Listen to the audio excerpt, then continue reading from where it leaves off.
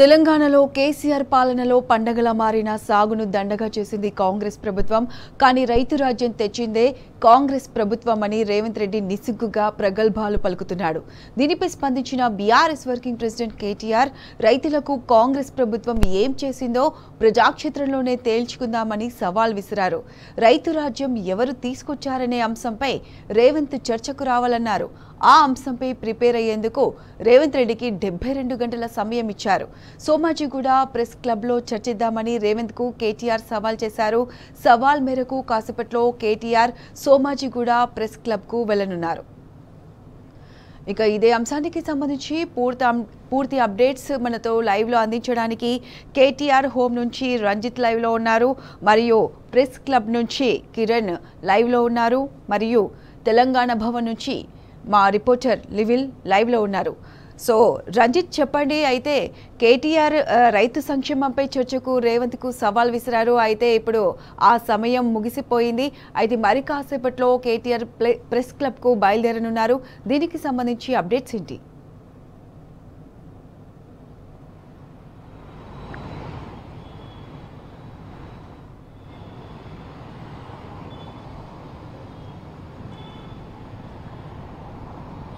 రంజిత్ చెప్పండి. Okay, anchor ఎవరు?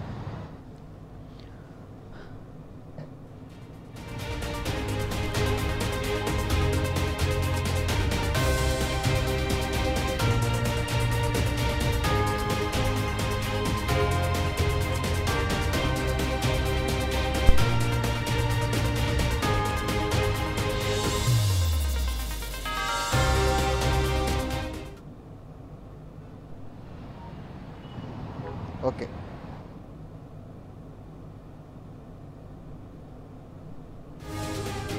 ఏర్పడ్డ తర్వాత ముఖ్యమంత్రి నీళ్లు నిధులు నియామకాలు అనే సిద్ధాంతంతో తెలంగాణ రాష్ట్రాన్ని సాధించిండు. తెలంగాణ రాష్ట్రాన్ని సాధించిన తర్వాత తెలంగాణ రాష్ట్రంలోని రైతులు కష్టాల నుంచి ఏదైతే నీళ్లు లేక ఇబ్బందులు పడుతున్న తెలంగాణ రైతుల కోసం వచ్చేసి ఒక కాళేశ్వరం లాంటి ఒక ప్రాజెక్ట్ని కట్టడి చేసి కూడా పేద ప్రజలకు కావచ్చు, రైతులకు కావచ్చు, పంట పొలాలు వచ్చేసి అంటే ఎండిపోయే పంటలను మాగానిగా ఏర్పాటు చేసిన ఘనత వచ్చేసి ఆనాటి ముఖ్యమంత్రి కేసీఆర్కు దక్కుతుంది. అలాంటి ముఖ్యమంత్రి దేశంలో ఎక్కడ లేని విధంగా ఒకవైపు నీళ్ళు అందించినప్పటికీ మరోవైపు రైతులకు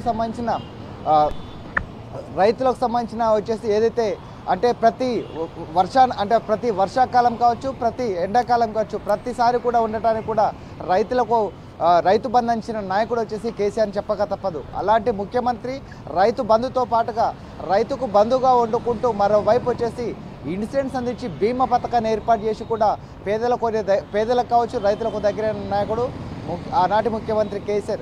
అలాంటి ముఖ్యమంత్రి పైన తప్పుడు మాటలు మాట్లాడుతున్న రేవంత్ రెడ్డి ఇప్పటి వరకు రైతులకు కావచ్చు, కాళేశ్వరం నుంచి నీళ్ళు ఇవ్వడం కూడా విఫలమైనడం కూడా రైతులందరూ కూడా ఆగ్రహం చేస్తున్నట్టుగా మనకు తెలుసు.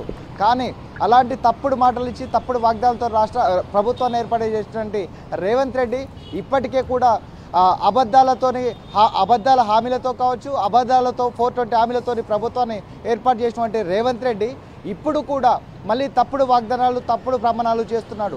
గతంలో చూసుకున్నట్లయితే టీడీపీ పార్టీలో ఉన్నటువంటి రేవంత్ రెడ్డి అదే కాంగ్రెస్ పార్టీకి సంబంధించిన సోనియా గాంధీని బలిదేవత అన్న రేవంత్ రెడ్డి అదే బలిదేవత దగ్గరికి వెళ్ళేసి కాంగ్రెస్ పార్టీలో చేరిన నాయకుడు అని చెప్పక తప్పదు. 2018 ఎన్నికల్లో కొడంగల్లో ఓడిపోతే రాజకీయ సన్యాసం తీసుకుంటున్న రేవంత్ రెడ్డి ఓడిపోయిన తర్వాత గత కొన్ని నెలల్లోనే మల్కాజ్గిరి పార్లమెంట్ పోటీ చేసి మాట తప్పుకున్న ఏదైతే నాయకుడని కూడా ఇప్పటికే కూడా ప్రజలందరూ చెప్తున్నారు. అంటే ఒక మాట ఏదైతే మాట ఉందో నోటికి వచ్చిన మాటలు మాట్లాడడం తప్పితే ఒక పద్ధతి మీద కావచ్చు, ఒక మాట మీదే నిలబడే నాయకుడు రేవంత్ రెడ్డి కాదు.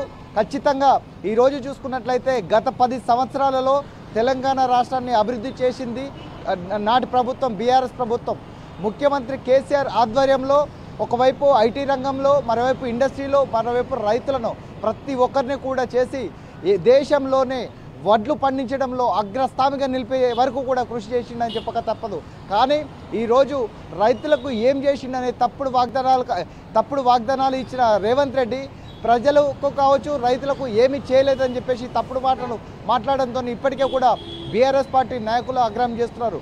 దానిలో భాగంగానే గత 72 గంటల క్రితం కూడా వర్కింగ్ ప్రెసిడెంట్ కేటీఆర్ సవాల్ విసిరారు. ఏదైతే రైతులకు నాటి బీఆర్ఎస్ గవర్నమెంట్ కేసీఆర్ హయాంలో ఏం చేసిందో అనేది మేము బహిరంగ చర్చకు రావడానికి సిద్ధం. ఇప్పటి వరకు గతంలో కావచ్చు ఇప్పటి వరకు కావచ్చు రేవంత్ రెడ్డి సర్కారు వచ్చిన 20 నెలల్లో కాంగ్రెస్ పార్టీ నుంచి ఏం చేసిందని ప్రశ్నను విసిరారు. దానికి సవాలుగా ఈరోజు ఉదయం ఏదైతే సోమాజిగూడ ప్రెస్ క్లబ్ ఉందో ప్రెస్ క్లబ్కు వచ్చి రైతుల పరంగా కావచ్చు బీఆర్ఎస్ పార్టీ పరంగా ఏదైతే బీఆర్ఎస్ పార్టీ ప్రభుత్వం అనేది ఏం చేసింది, రైతులకి ఏం చేసింది, ఆనాడు రాష్ట్ర పరిస్థితి ఏ విధంగా ఉంది, ఇప్పుడు ఏ విధంగా వచ్చేసి రాష్ట్రం ముందడుగు వెళ్తుంది, ఆనాడు నీళ్లు లేక వచ్చేసి ఎంత ఇబ్బందులు పడ్డారు, ఈరోజు వచ్చేసి నీళ్ళతో ఏ విధంగా ఉన్నారని సవాలు విసిరారు. దానికి బహిరంగ చర్చ కూడా సిద్ధంగా ఉండి ఈరోజు ప్రెస్ క్లబ్కు రావడానికి కూడా కేటీఆర్ సిద్ధంగా ఉన్నారు కూడా చెప్తున్నారు. ప్రత్యూష.